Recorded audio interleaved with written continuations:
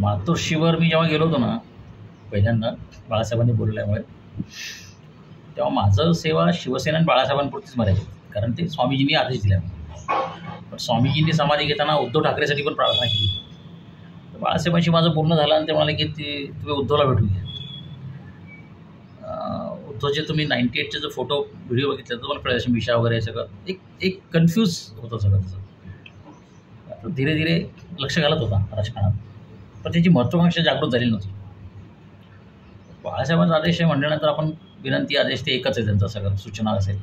राजाभाऊ ऐकर होते, मी गेलो, ते म्हणले या बसा वगैरे, उद्धवने सांगितलं मला. तर आता तेव्हा असा विषय चालला होता की मनोज जोशींना हटवायचं आणि नारायण राणेंना मुख्यमंत्री करायचं. आता खरा हा विषय त्यांचा होता, माझा विषय नव्हता. मी फक्त ॲनालिसिस करून त्यांना सायंटिफिक रिपोर्ट द्यायचो आणि शिवसेनेचं भविष्य काय वगैरे वगैरे मी लेख लिहिले होते पुरावेसकर. तर ठाकरे फॅमिलीत मला खूप रिस्पेक्ट होतं तेव्हा. नंतर बाळासाहेबांची खूप आठवण काढायची, पण मग उद्धवनी मला आणि बाळासाहेबांना वेगळं केलं, तेव्हा मी मातोश्रीवर कधी गेलो नाही.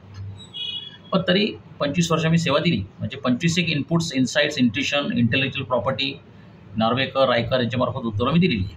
असं काही राग मी ठेवला नाही कधी. म्हणजे उद्धवबद्दल मी मोठा व्हिडिओज बनवेन की उद्धवची माइंडसेट काय. म्हणजे उद्धवबद्दल नेमकं भाजपवाले पण गोंधळलेले, सगळेच गोंधळलेले, शरद पवार पण गोंधळलेले. तुम्ही मनाचा त्याचा अभ्यास काय केला आहे उद्धवचा तुम्ही सांगा. पण आजचा जो जोक आहे तो जोक असा झाला तिथे की त्यांनी सांगितलं मला की काय माहिती का भास्करराव, शिवसेना म्हणजे तराजू आहे, तराजू आपल्या हातात आहे, तो काटा आपल्या हातात आहे. म्हणजे बरं,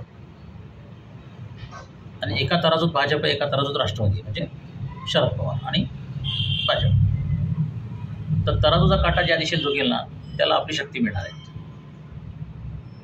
आता मला हे कळेल ना की ह्या संपूर्ण डिस्कशनमध्ये तराजू कुठून आला आणि हे दोघं कुठून आले. कारण विषय चालला तर मनोज जोशी राणेंचा, पण त्यांचा ठाकरे असल्यामुळे त्यांच्याशी वाद घालणं बरोबर नाही.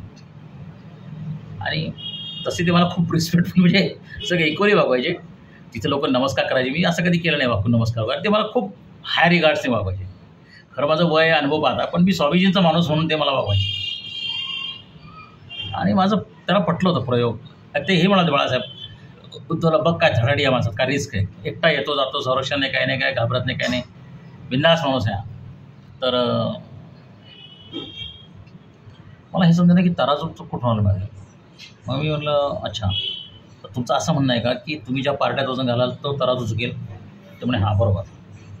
तर म्हटलं साहेब मला तर एवढंच कळतं म्हणजे तराजू थेरीबद्दल की ते दुकानदार जे असतात ना तराजूमध्ये मोजतात, तर त्यांचं काय म्हणजे ते खाली ना असं चुंबक लावतात आणि चुंबक लावेल त्या बाजूने ते तराजू वागतो खाली.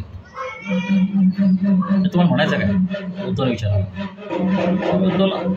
उद्धवला म्हटलं की बाबा ते तुम्ही तराजू वरतून कितीतरी वजनं टाकलं, ते भाजपने खालून चुंबक लावला, ते शरद पवारने खालून चुंबक लावला, तर काटा तुमच्या हातात राहणार आणि तराजू तुमच्या हातात राहणार नाही.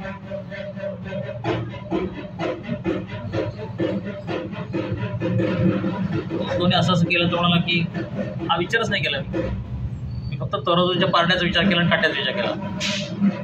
पुढे शिवसेनेच्या तराजूला कोणी चुंबक लावला, कुठून चुंबक लावला हे आपण घडलेलं आहे. थोडक्यात हा असा विनोद घडलेला आहे. आता हा विनोद आहे का वास्तव आहे ते ठरवा आता.